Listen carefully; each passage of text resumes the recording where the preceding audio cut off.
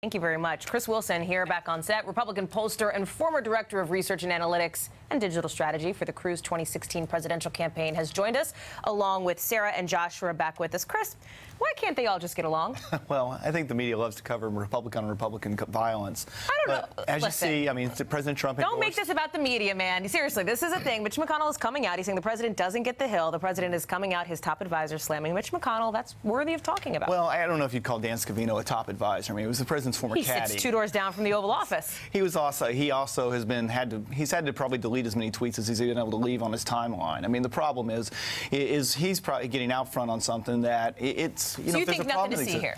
I don't think. I think what Mitch McConnell has said publicly are things that he said in the past directly to the president. And there's no one who understands the Senate and the workings of the Senate right now probably better than Mitch McConnell. And I think there's probably frustration that exists on his part about unrealistic expectations about what the Senate can do and the time frame they can get it done in. And that's seeping through. And I don't think that's unfair. And I would imagine the flip side of that is the president is frustrated with how long it takes to get things done. That's not the way it works in Trump Tower. When you talk numbers, some polling has come out about how people see President Trump. This is from this new Political Morning Consult poll. 40% approval for the president among all registered voters, but just 18% of those folks strongly approve. We know, based on some of the figures we've been seeing, the Trump base is shrinking.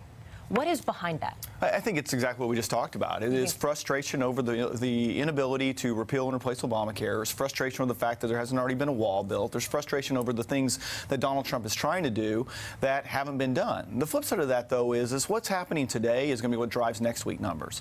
And so what we see coming out today is really a reflection of what happened before. And a few things happened last week regarding staffing and some other issues that didn't actually get a lot of positive press. And I think that's what you see driving these numbers more than anything else. Although I don't know, because people seem to be encouraged by John Kelly coming in, at least folks over over at the White House. I do want to ask you, I know that you are consulting with Luther Strange, actually, as Casey brought him up, doing some analytics work for him. Had you guys expected the president's endorsement? It was a shock to me whenever I saw the tweet come through last night. It was something that we had hoped would happen, and frankly, we'd expected to happen because Senator Strange has been a strong supporter of the president. But the White House has sort of alluded to all along that they weren't going to get involved in this.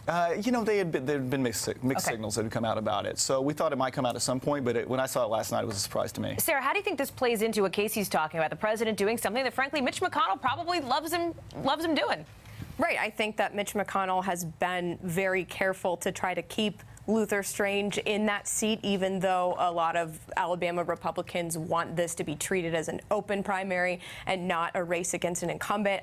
This is President Trump rewarding the loyalty of Luther Strange. It's correct. Senator Strange has been all over every media airwave that he can get, trying to praise the president, trying to tie himself to the administration as closely as possible, because Trump is very popular in Alabama. So that plays well. And Strange's campaign has focused very heavily on where Congressman Mo Brooks has departed from the president to try to make Mo Brooks look like he's not loyal to Trump. And that's been a centerpiece of their campaign. The president popular in Alabama, Josh, Mitch McConnell, it seems as though when you look at sort of how this campaign is run, people aren't exactly tying themselves to him, these candidates. That's right. And for Mitch McConnell, you know, he's going to have to show in next year when we have elections that Republicans have been able to do at least some of what they promised that they were going to do, because let's face it, Trump isn't going to be on the ballot when people go to the polls next year. For Republicans to turn out voters, they're going to need to be able to show something. And that's why we've seen McConnell willing to even make his own members take hard votes in an attempt to really force them to deliver on their promises. Chris, final thoughts? Well, I think if you look at 2018 is going to be about turning out the base, getting the Trump voter that turned out in 2016 to come back to the polls in 18.